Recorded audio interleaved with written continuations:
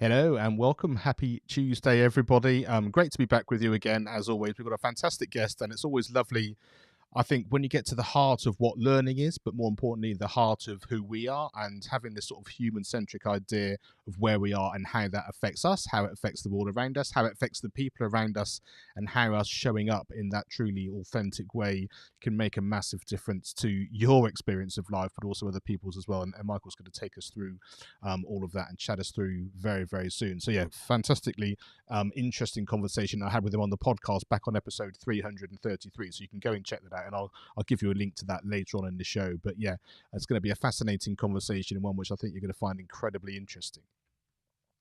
So as always, please just do make sure you subscribe and hit that notification button, just so that you don't miss anything should we come at a different time, as well as a Tuesday at 7:30 here in the UK. And we're going to mix things up as the year starts to go on, so that just gives you the best way of keeping in touch of everything.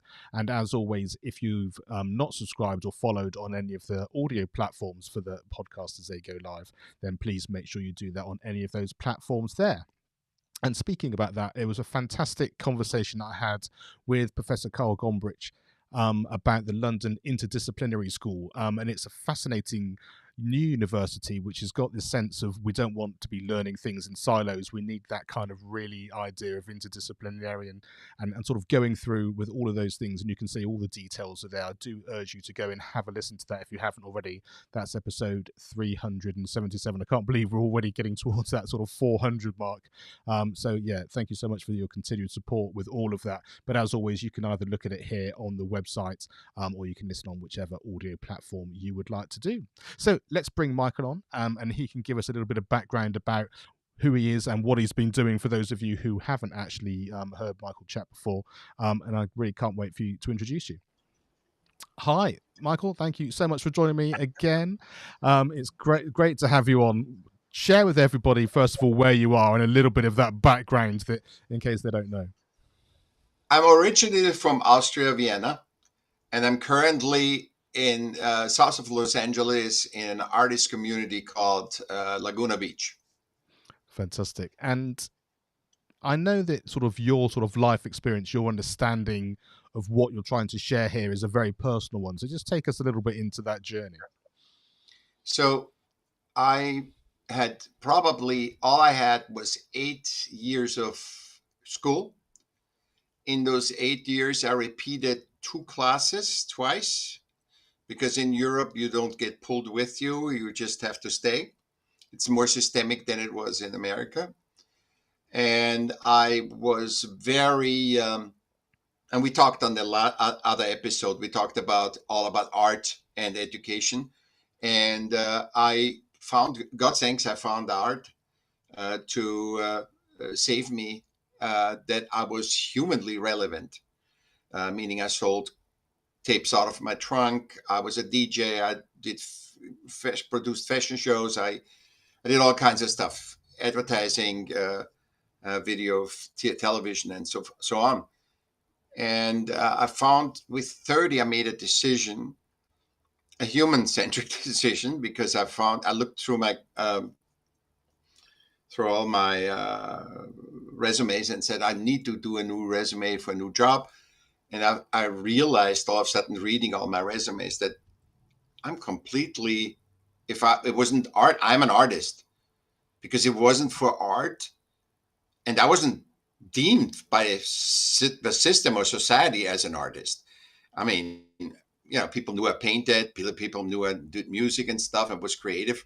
Nobody considered me an artist, but I decided I can't be anything else. I couldn't have been. I don't have the education. The system closed totally the doors on me because I wasn't system relevant. And I was diagnosed, that was over 40 years ago, 50 years ago. I was systemically defined as you have dyslexia. And later I found out that I also have dysgraphia.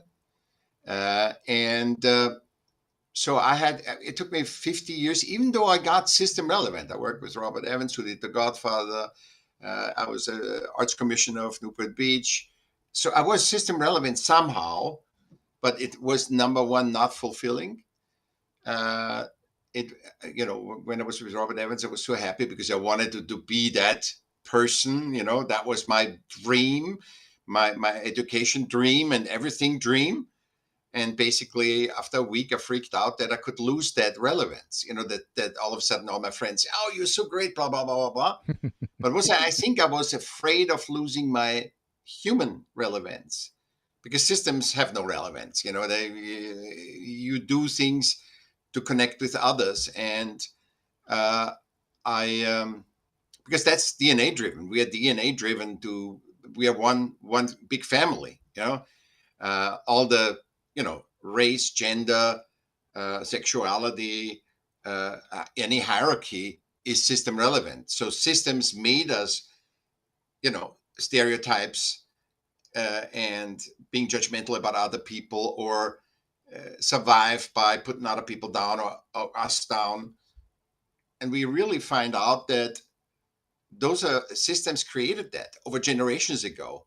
So we are integrating that stereotypical thing.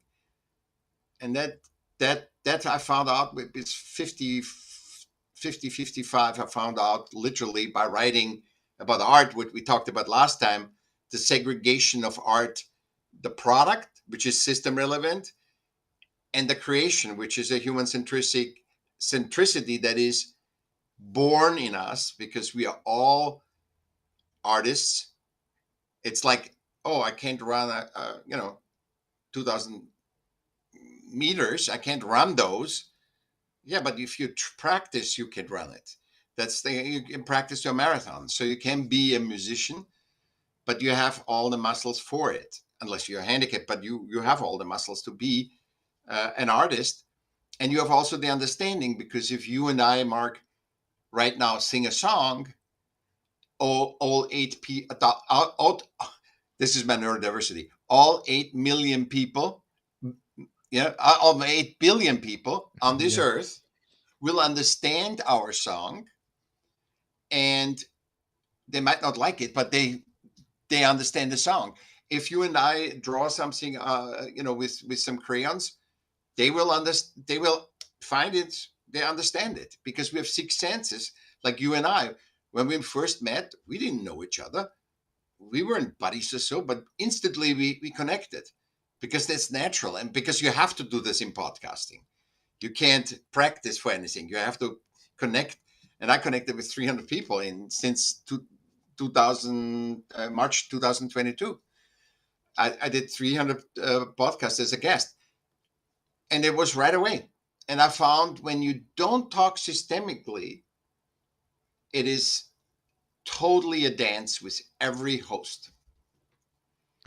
And I'm really interested when you talk to all these people. It's really difficult for some people to realize that life isn't, like you say, that systemic idea of what they're experiencing. It's, I'm going to Yeah. be in school, I'm going to have a job, it's going to look like this, it's going to look like that. And it Yeah. really is a shift to make that feel different and to understand that. So do you have ways of trying to sort of get that across, or how does that kind of work in terms of having that mind shift enough to not just have a conversation, but to really feel like there's a different sort of, like say, within you, a connection which is going to sort of ripple on from there on in? See, that's the systemic conditioning, which we want to talk about, about education. The systemic conditioning says, oh, the biggest fear in life is to talk in front of a public. Oh, the big, you have to prepare to speak. You cannot, like I just, a minute ago lost my train of thought, and I could, and it's okay. And actually, they found out systemically that when YouTube videos, for example, are not perfect and are not like the news, don't look like the news, that people watch them, because they can. It's about the relating, and this is the big drop in news and the big rise in podcasts, because the shift is happening right now. This pivoting, that podcast people have to relate, because the host and the guest have to relate to each other, so that people automatically relate. When two people relate to each other, you can listen. That's the power of storytelling, right? We talked about that list last time, I Yeah. think. And so the connection, to humans versus system relevant newscast where 40 people write something to manipulate people to stay during the advertising and to do this and this and this and to switch in again. People are done with it. It's so simple. Once the people get that, they are just saying, just be human. We have everything. I would always say to everything, human nature doesn't make mistakes. It doesn't create you as one of 8 billion and then says, oh, sorry, we didn't have enough food. We didn't have enough this. And there's too many people on there. It doesn't. It doesn't create 1,000 elephants and said, oh, sorry, I created 1,000 elephants, but I didn't think about that they have food. This only happens in systems where we go right to the edge. The system always goes to the edge because it has a faulty issue of it's never good enough. The financial principles always say more, better, bigger, faster, which we have naturally in us, which we're bored. If we do the same thing, we have to expand. But it's systemically forced on us, and that's a problem because we are part of nature and balance is our power. The biggest power is that's why you're not interrupting me and yelling or whatever. We adapt to each other to have this dance and to contribute you to my life perspective and I to yours. So it's a win-win for everyone and all the people that are listening. And so this is what my thing is. The system relevance is different than human centricity, which we are part of nature. So we must honor that, I do. And I think for me, I think one of the ways I've sort of learnt about it and sort of describe it to people is that it's a little bit like going maybe to see a concert, maybe to go and see a film, which people might be able to relate to easier. That you go in and you watch something and you feel something in a way that you don't in any other situation, maybe. And most people come out and say, oh, that was fantastic. What a great couple of hours of escapism. What a great way of kind of, getting away from life, getting away from the system. But I think it's the exact opposite of that.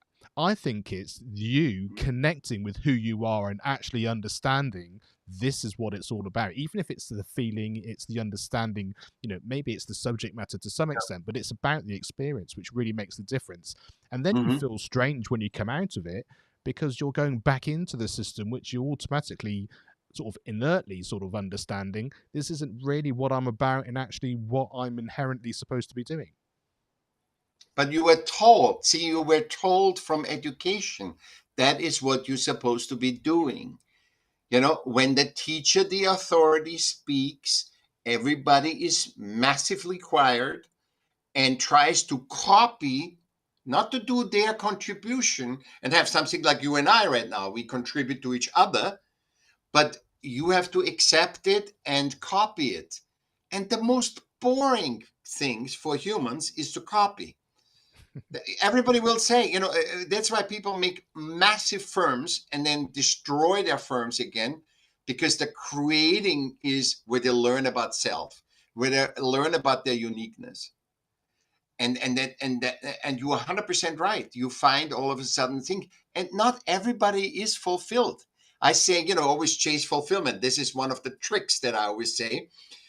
Instead of success, chase fulfillment, because it will show you, it's a feedback loop for each human, and we're all different, that you are on your right path.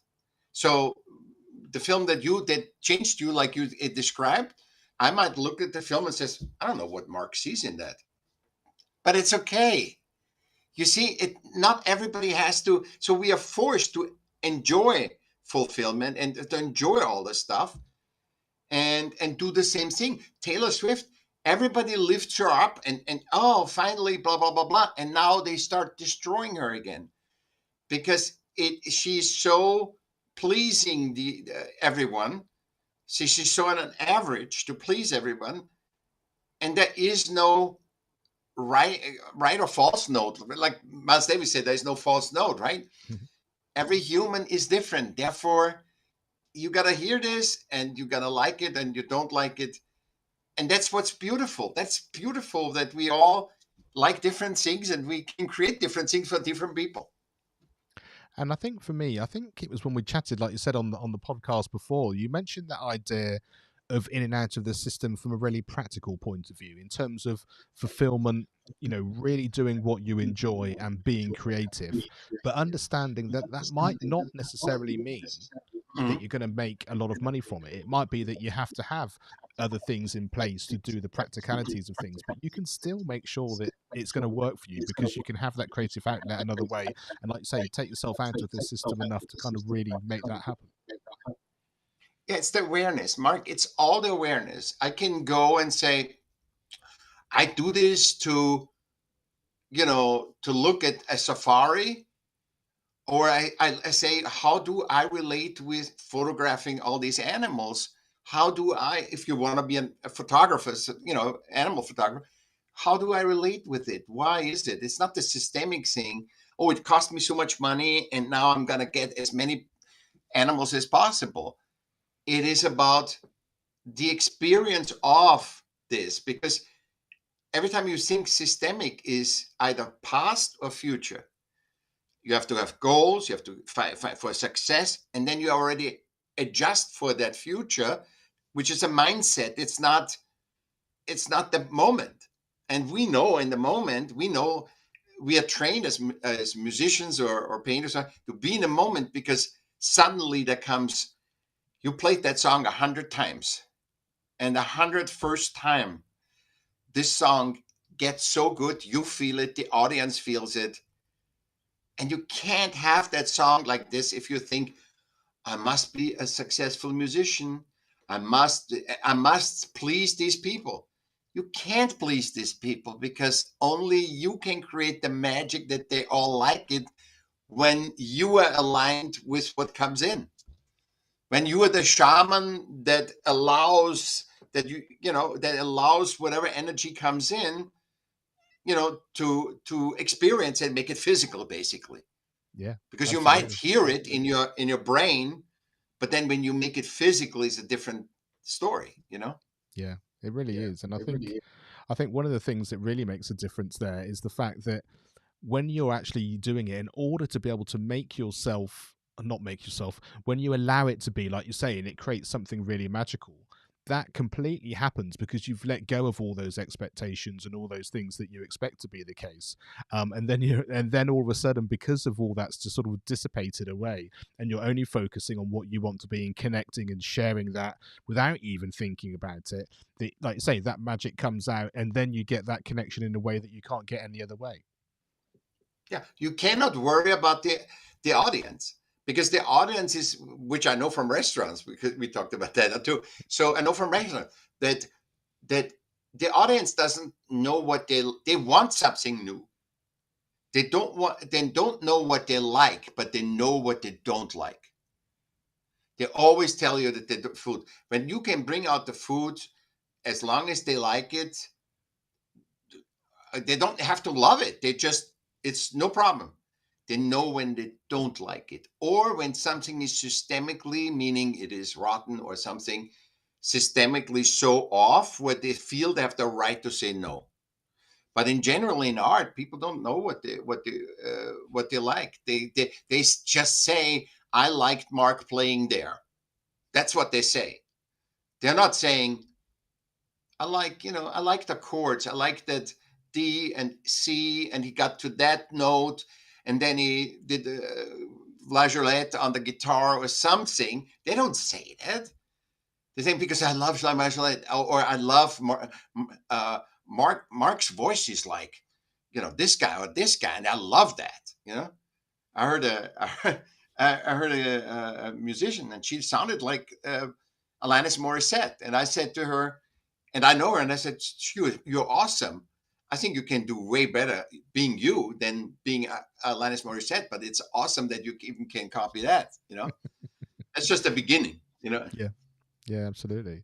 And obviously, we're here to talk about education and how that sort of fits in with that world. So, for those teachers or indeed pupils who kind of realize that they are part of this system and they're kind of wanting to sort of either understand how they can be themselves in the moment, how they can bring that through their lessons, how they can give that freedom for their pupils as well. What sort of advice can you give them? What sort of experience from what you've talked about and also your own personal experience would sort of really help them in that situation?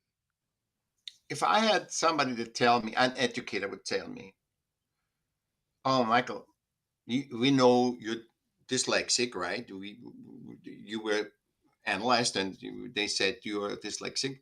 But if I would tell myself, I would say, "Don't worry, Michael. Don't worry at all. Nature, which you are part of, makes no mistakes. If you're dyslexic, no, you're not a good student, but perhaps you have other, things, because the system, you can say system of God if you want, nature of God doesn't whatever, it's above us, doesn't make a mistake that just creates you, that you are failure. That's so sad when you see a beggar, a homeless person. The system, it's not a system relevant, and they don't want to even deal with it. But a beggar on Fifth Avenue reminds every human that walks by that is very system relevant, because if you're not system relevant, you're not walking Fifth Avenue. Mhm. That they can end up like that, because system only takes, as long as you are system relevant, you are uh, you are safe. The moment you're not, I mean, look at even presidents. You're president, you're gone, boom, gone. Yeah, you're still on it and whatever, but it's done. It's system takes and leaves. The musician, it's Billie Eilish, now Taylor Swift. And Billie Eilish changes because she wants to get back the attention. But it isn't about attention. She has to be happy. And Mm. I think she's finding it out anyway. But it's about you being happy. And I don't want to be I don't want to be a superstar ever, because it there's another thing I would teach kids. I would tell Michael, I would say, when you get famous, the moment you get famous, all eyes are on you. The systemic pressure pulls you in a situation that, where love that you have from your family and friends turns into uh, being iconic. It's not love. And iconic is a system relevant energy. You become an icon as long as the system needs you, and then you be gone. And I say, and enjoy that you are one of 8 billion by nature, and life is to find yourself, to unveil yourself. It's never ending. You are not a child. You already know everything. You just haven't unveiled it yet. So I call you not even a child. I never talk to children like children.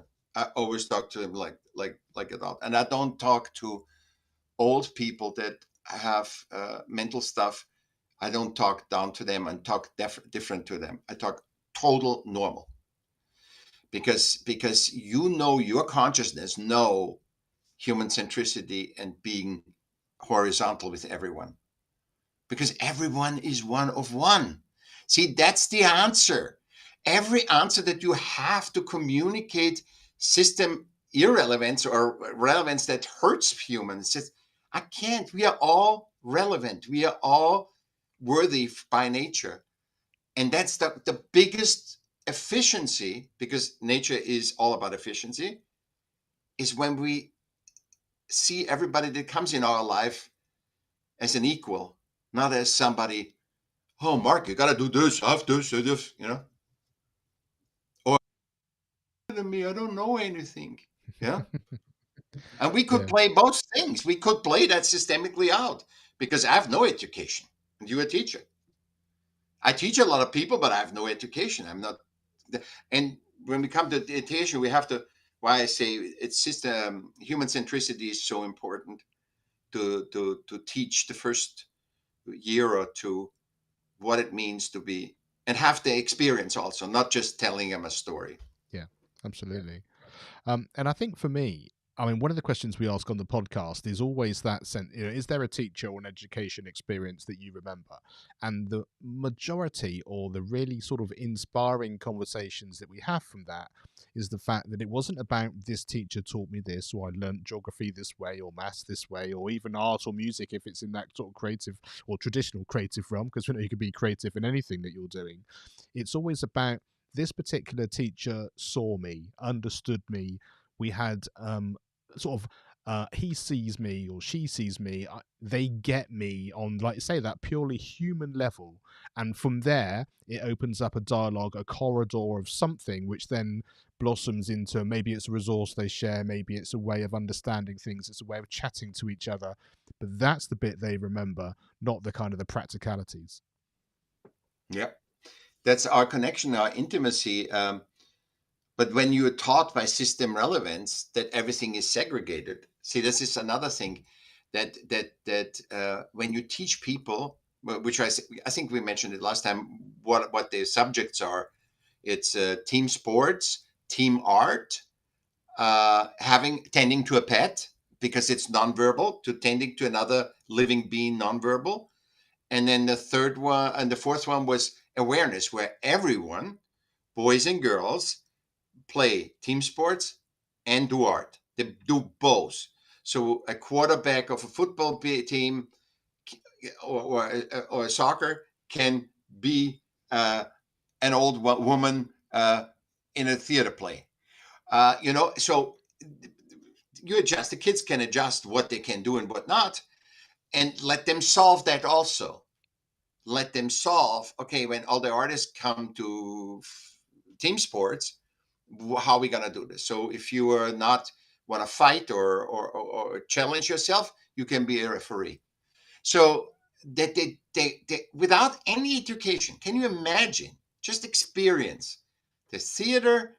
There's obviously educators that help them, yeah, and they teach them what is about theater, and they can also already make their mind about, oh, I want to be an artist. I'm much more happy than when I do. And the other guys, guys mostly, or girls. I mean, there's no gender. Again, that's I'm even now uh, saying that they can say, "Oh, I rather want to be a quarterback. I want to be a whatever, and in sports." And then you have an animal, and then the fourth is awareness.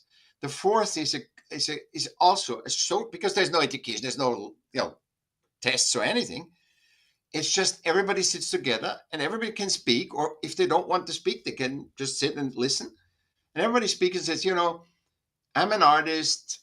I knew I was an artist, but now I understand sports, because that's the masculine, the organization, that team sport, which makes them good for, but having both awarenesses, and then also talking with having a pet, and then the awareness about this. And then we have some in those classes, we teach them, we are all part of nature, what to do with nature and how to interact with nature.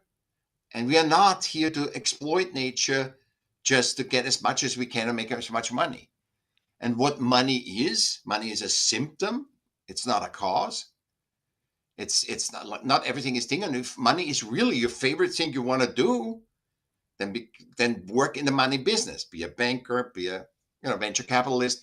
And I think there's so much clarity we can predetermine in those year or two to be human, and so much fun. I think one of the key things of education is, in today's life, I think it was always that, but especially in today's life, education never ends. But like you and I, that have a hunger for learning more and exchanging more with humans, the kids don't have that. See, if the kids are a year or two together and they learn, from girls and from guys, and there's the girl, that guy telling me more girly stuff than the guy. I mean, just the experience, the life experience. And you know what they say in Harvard? It's not Harvard or Yale that what you learn. It's the social connection. What's actually the word. And if you can give that to kids in the first 2 years, I guarantee everything is gonna work and everybody wins. Yeah. And I think one of the things which is so key is the fact that what we've done in, like, say, in the education system, is the fact that we've put everything literally to the nearest second. One class to another, short lunches. Start early, finish late, really go in, and so there isn't that natural time. And it's one of the things I've noticed as well, sort of since the pandemic, going back to live events and that kind of thing. You can learn so much online. Like, we're chatting today and I'm learning so much myself, but that's very different than being at a live event when outside of the room, in inverted commas, you're having coffee, you're sharing something that seems innocuous in some ways, but just opens up a conversation or a train of thought, which you're not going to get in that sort of more formal setting. And like I say, you need the space and the time and the situation to really make the most of that. If I could tell a child the conversation that they see on the news is not human centric, it's just system relevant, I'm right and wrong, because system always there, it can only exist with win and lose. It's a win and lose thing. And when I say it's just a system, that is not you. You know, uh, it's not right or wrong. And I say the first one is creativity, to teach kids. It's creativity is the first superpower, because you created even systems. We can solve anything. There's nothing we can't solve. Otherwise, we wouldn't be conscious. So whatever we created or by mistakes made or something, we can fix. The second is human dialogue is the second superpower. Like we said, it expands because you are one of 8 billion. See, the specialness that everybody is one of 8 billion. And living, it's not like I have to tell you tomorrow what you are, or you have to know that. No, your whole life, the last day of living, you can figure out. But you want to achieve that while you're alive, to find out, whoa, Mark, oh my God, I found out this, and oh my God, and I'm a musician, now I'm doing podcasts. But it makes sense because we are not linear, and education is linear. We are nonlinear being. We interact with each other nonlinear with our emotions. Like you said, when the one teacher that connects with you, he must feel that. Otherwise, he wouldn't connect to you. He doesn't have to. He have enough to do, right? In the system thing of teaching, teachers are overwhelmed as it is, which is bad because they teach the kids you got to be overwhelmed. There should never be any overwhelmness in education. Never. I see so many kids getting drugs to get through the thing. The parents buying them drugs to get through tests. To be linear, to really whack the last uniqueness of yourself out and exchange it for system relevance, which is our third superpower, adaptability. And that makes us blind because we are so adaptable by nature. That's a gift of nature. That we can just adapt. I mean, you go to abusive childhood, you adapt to the abuse, and you want the abuse. You get crazy if you don't have him. And see, that needs to be taught the kids before, so they understand this is what humans tend to do. And the system says da. And it's right. The system is not wrong, but you gotta understand the human centricity first to then accept and play in the system. Yeah. And that's really, really, really tricky, I think, even before, even, well, rather even having had these conversations, because I'm going to be going into school tomorrow, and the first thing I'll get hit with is a whole load of things that I have to do, loads of things that it's expected to be the case. And then, like I say, you have to work through that, and then you have to kind of then remember who you are, what you're trying to do, and that sort of human idea of who I am, in order to sort of do my best job and to connect in that way. And I think, like you say, well, let me ask you this: how early do you think these conversations and this understanding should happen? I mean, hopefully, it happens organically because of the environment you're in and the ongoing conversations. But should it be started if we're going to be in a system and the system has to look a certain way, but the people in it are aware and able to do that, is it when you're hitting those sort of formal learning stages so that it can help them from such a younger age? I think, I mean, I'm not a specialist, I'm not a teacher. Mm. I would say, they say till 7, it's 6 or 7, humans learn what it is to, because their spirit comes in. I'm not trying to be metaphysical, but they're non-physically come in to become physical. And we have to learn how to walk, how to crawl, how to eat, how to say when we're cold, communicating we like or dislike something.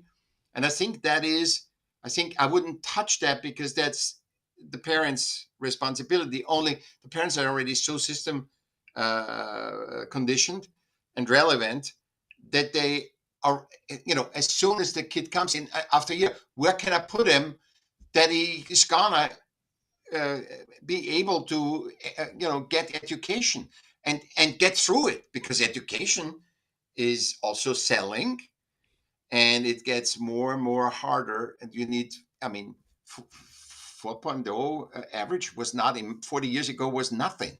That wasn't, and now it's like you have to have all this thing to be even considered. And the shaming in this, the system shaming to all the kids, because you have one child that is brilliant and can regurgitate stuff, and the other is brilliant in something else and can't regurgitate stuff. And now you get the regurgitator, you amplify for system work, and the one that can't regurgitate or cannot get the right drugs to get through it linear is rewarded. And I mean, we gotta see this. That's why these podcasts are so important, because we don't need million listeners, but humans have to start talking to each other. And then I think at 7, why do you have to? I mean, I remember, but perhaps because I'm neurodiverse, perhaps it's different.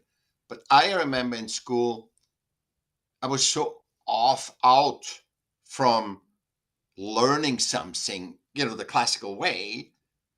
I would say the first 2 years, first grade, at least 1 year. And also I say that because also especially it would help the man, because your men are later than women.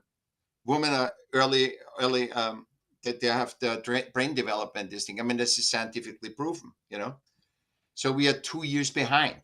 So if we do 2 years the playing around together, first of all, girls wouldn't be bored, because they could use already their femininity, their their raised femininity. And that's what I think. I think start with 6 or 7, whatever. I don't know what it is. Think 7. 7, first grade is human. Second grade is what is a human. And then third grade is now, all this stuff. And you can do in the second grade already see tendency, patternings, where people are really good. And then give them kids feedback. Systemically are good in this. But if you tell me systemically are good in accounting, and I don't want to do accounting, do you see? Mm. Because this person is one of one. So let's say I'm really good in accounting, and they say you have everything to be, the second of that year, you're really good at that accounting, and I'm not supposed to be an accountant, but I should be a physical mathematician. See, I'm getting distorted from the system to get in the wrong direction. And that's what I think we could do so much good, because awareness, once it's like, I always say in relationships, everyone say, do you know this, your friend or your this girl or this guy is horrible to you? How do you think? And the people say, no, I love him, I love her, she's the greatest, blah blah blah. The moment they get aware about the story of the dance that's played, it's over. And so getting you aware of the dance before, that you have to get into the right dance to become a, elemental physicist or whatever, Mm. instead of being accountant. Can you imagine? There would be something that is brilliant to be like Einstein, and they push him into how many talents are wasted because we push him in the thing. We push him in the system relevance. And I think for me as well, it's that sense of, we've had this conversation in a way that I wouldn't necessarily have with someone else that I'm chatting to on the show. But the essence is the same. Even if I'm chatting to someone that's saying we need to take away the tests, we need to have more personalized learning, we need more freedom to allow teachers to do what they can do and what they're skilled at in terms of having relationships with children and doing that. That would give us exactly the things that you're talking about. We're talking about it in one way. If you're going to talk about the system reforming, as it were, just taking all those things away would start to ease and make that happen. And I think that's what I love about these conversations, because no matter where you're coming from, what your understanding of the system is, what you think you can influence, what you can't influence, hopefully there's enough people here thinking, I understand the essence, sort of the real center of these things, because like I say, it's human centric. It's something that we can all identify with when we allow that to be the case. Then comes the awareness, and then I think becomes that sort of stepping into, I can show up differently because I know this is right. And then from there, you get that snowball effect or that sort of ripple from the pond. I know I'm one of one. And so when you know that, first of all, the suicide rate in adolescent and stuff, when I say in system relevance, they look, oh, I'm not Taylor Swift, I'm not Billie Eilish, I'm some, and then when they say no, but you are one of one, and it's not their job is not yours. You have to figure out what you are, then you can, and they also want to only be an idol because they want to be idolized, not as love, but because system conditions them as that is love. That is what you want to be. I never want to be that. I never want to be a superstar. Really, I have no desire to be a superstar. I want to be the best that I can be to to learn and then communicate what I learned to you, Mark. And you help me understand my learning that I learned by giving, tweaking, asking, doing.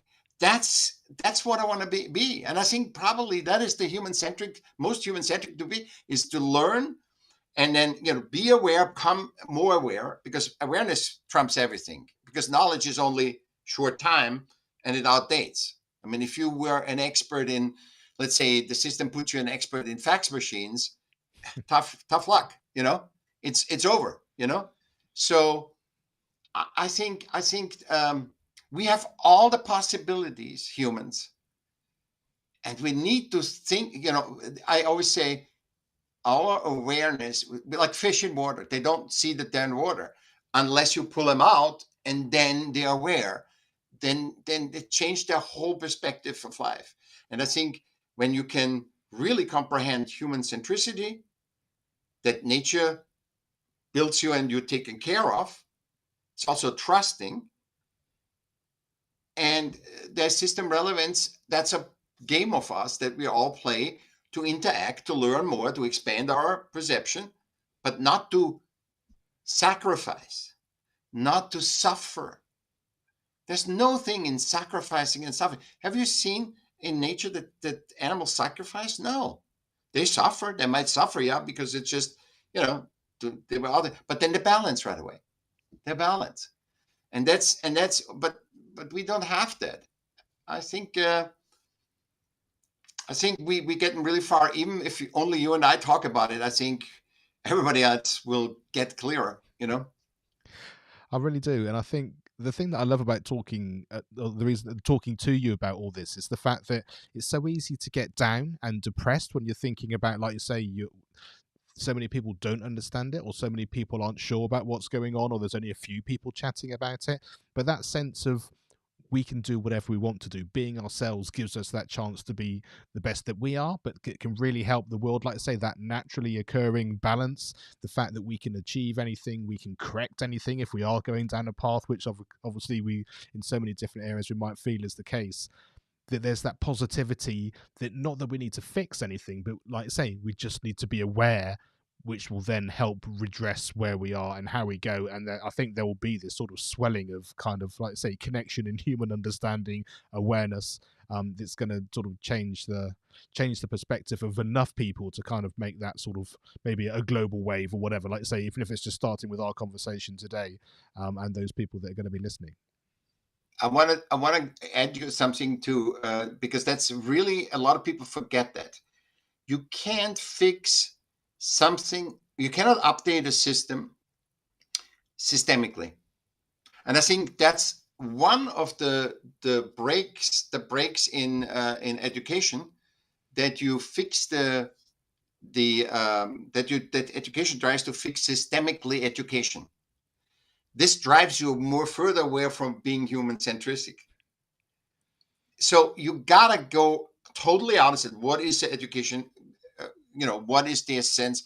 Really, every educator in this world should actually have a discussion. What is education really human-centrically, not systemly? We know systemly it gets you ready for systems that you actually can contribute to society, but society is a system. It's contributing to humanity, human-centric. See, even there, I take it apart and say, no, it's not your essence, your uniqueness. You don't learn systemically.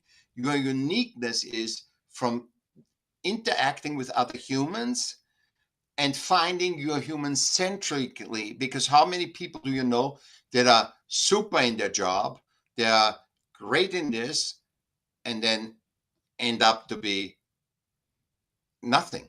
It's just they're super in their thing, but they're not fulfilled, they're not happy, they struggle their whole life and sacrifice their life to be alive. Yeah, absolutely. Well, thank you so much indeed. It's been an amazing conversation as always, and I think just those last sort of 2 or 3 minutes really crystallized and clarified for me, like you say, the fact that the positivity of it, and just that unpicking of each of those different ways, the awareness within the awareness, if you like, of how we're going about it, what's within the system, what's not, and how that can look different. And I sort of encourage everybody to kind of really think about that and sort of walk into that and see how that's going to fit, as they go on. So Michael, thank you so much for chatting with us again today. You're always welcome to come back, and I think, like I say, these conversations are absolutely so important, and I really do appreciate it. Yeah, so thanks so much indeed. Thank you, Mark. So, as I mentioned before, if you want to go and listen to Michael's conversation with me on the podcast, it was episode 333. So, go to educationonfire.com and you can search for that there, or just look for that title on the platform. We also delve much more into sort of Michael's life and sort of his personal experiences going through. It's a fantastic conversation, and you'll really start to see where some of this sort of wisdom and this understanding that we've talked about today kind of really fits in from that personal experience as well. So yeah, please do go in and check that out as we go through there. So it just leaves me to say thanks so much for watching. Please do, as we said, like and subscribe to make sure you keep up to date with anything. Please put any comments you like below. It would be great to hear those as well, even if you're watching on the replay. Really appreciate however it is that you're going to sort of be watching this. We're not here next week. Next week I'm in that system idea. I've got to be in a meeting and be elsewhere. So we're not going to do that. We're then going to be back again the week after, when I'm going to be talking about the London Interdisciplinary School. So we're going to have Carl come back, but also 3 of the pupils from that school and university sort of talking about their experience and really getting to understand how it's going to be different, maybe from a different experience, and how you might want to get involved or maybe apply to be part of that. So really do make sure you come back and check that out as well. We're going to be around the week after that as well. And then we're going to have a break, because what we're going to do is sort of change everything up a little bit. The audio podcast we're going to start recording in a slightly different way, have that opportunity to have it on YouTube as well as the audio platforms as well. But I'll take you through how all that's going to work as the year starts to unfold. So thanks very much for watching. Do make sure you check out Michael. You'll see in a moment exactly where you can find out all about him and listen to the things that he's creating. And we will see you in a couple of weeks' time.